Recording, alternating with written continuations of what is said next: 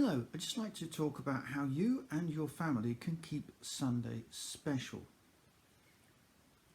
Why do we have Sundays?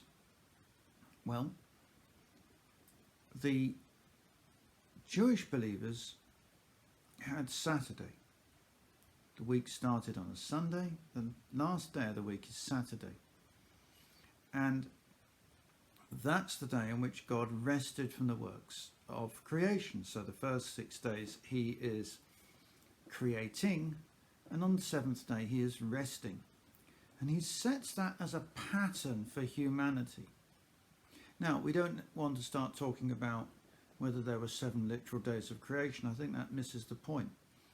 What God is saying is, look, you have a rhythm to life, and I want you to have a rhythm to your life, so you need a day of rest. Now, in practice, a lot of us get a nice long weekend, but we'll do our jobs throughout that weekend. God was speaking into originally an agricultural society where people had to do work every day, tending livestock, for example. And so you just carried on. And then occasionally you stop for festivals. So you have a rhythm to your year, which is to do with festivals. And then you have a rhythm to your week, which is to do with the location of your day of rest. And by standardizing it like that, it meant that people weren't going to make demands on you because they were resting as well. With Christianity, Sunday becomes very special because it's the day on which Jesus rose from the dead. To begin with, it wasn't a day of rest because the Roman Empire was not Christian. Gradually, it becomes the key day in the week, not just a time when you worship. People would meet together to worship before they went off to work, because Sunday was a work day in the Roman Empire. So often they were meeting at the time of the day when the resurrection is discovered, at dawn or just before dawn. As it develops, Sunday becomes that special day in the week. It's so special to remember and to celebrate the resurrection that even during Lent, you still feast on a Sunday, even if you're fasting the other 6 days. And now, it's not so much of a rest day as it was. We have an awful lot of people working on a Sunday, and there's an awful lot that people feel they ought to do and have to do.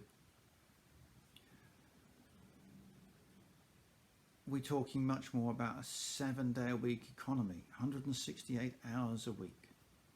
Everybody's working and producing. And many of us will have shift patterns, which means that our rest days go all over the place. But we're still to keep Sunday special. And for children especially, you can keep Sunday special because it's not a school day. So,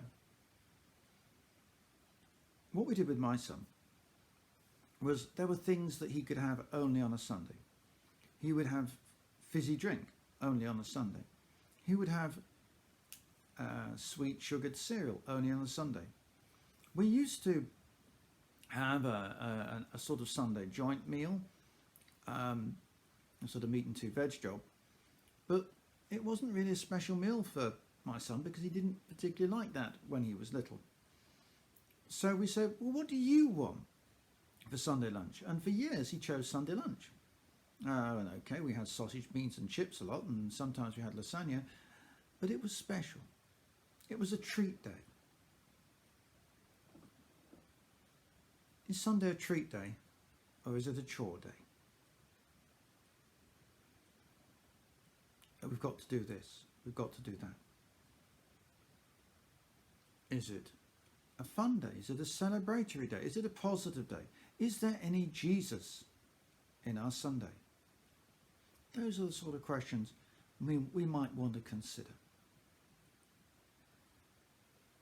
Because at the centre of the Christian faith is not just the cross on which Jesus died, but the fact that the cross is empty, that Jesus rose again from the dead.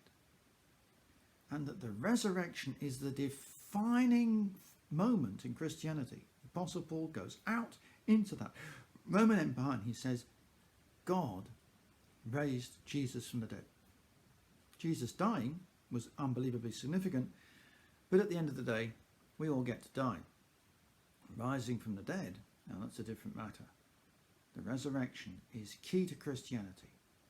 Without it, Paul says in 1 Corinthians 15, our faith is useless and pointless and even problematic.